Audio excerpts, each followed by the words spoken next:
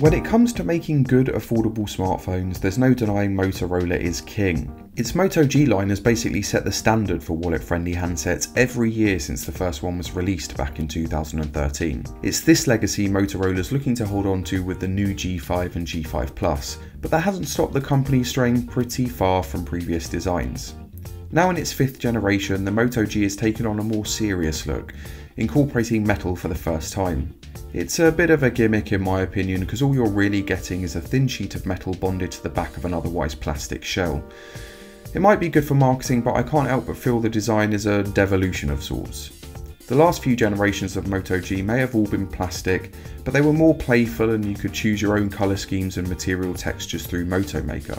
This time around, you only get the choice between a pretty drab silver and grey model and a showy gold number. Another colour Motorola calls Sapphire Blue has started hitting certain markets and looks to be the nicest option from what I've seen online, but it's not widely available yet. The design might be a little boring, but it's not all bad. I like the bold black camera enclosure borrowed from the Moto Z line for example, and the bigger of the two, the G5 Plus, still only has a 5.2-inch display, meaning both models will sit pretty comfortably in most people's hands.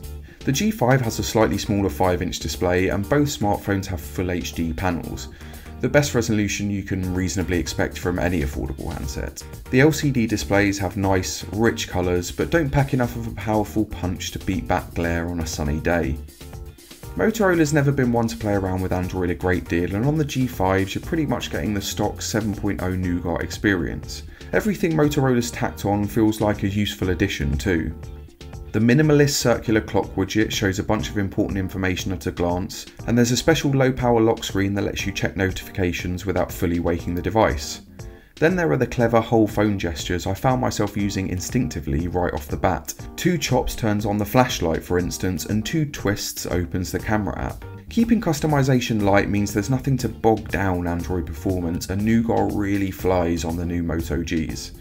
The G5 is working with a 1.4 GHz octa-core processor and the G5 Plus a faster 2 GHz octa-core chip. They aren't the bestest processors around, but they both make for a really slick user experience. Not quite as snappy as flagships obviously, but importantly both G5s are incredibly stable. Whether I've been poking around basic apps or playing games, I haven't caught any instances of laggy responsiveness, random crashes and other gremlins of that nature.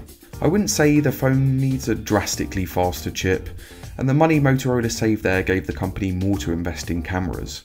Alright, so maybe not the selfie shooters which are simple 5 megapixel affairs on both devices, but the G5 Plus actually carries the same 12 megapixel primary camera as the Galaxy S7, and that flagship quality really shows. Pictures are well saturated and detailed, and I'm particularly impressed with the camera's dynamic range.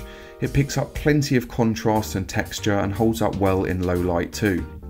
The G5's 13 megapixel shooter isn't far behind. It doesn't have quite the same range and falls off quicker in low light, but it's still great considering the phone's low price tag.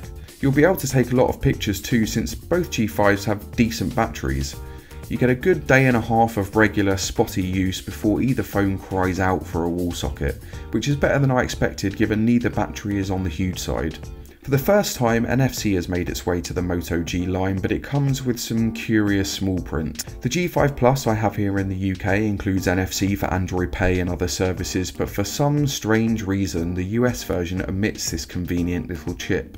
Even so, you'd be hard pressed to find a better, cheap all-rounder than the G5 Plus, especially one running Android Nougat, which is something you definitely want from a new phone. In the US, you can pick up a Plus with 2 gigs of RAM and 32 gigs of storage for $229, or make it around $300 for a version with double the memory.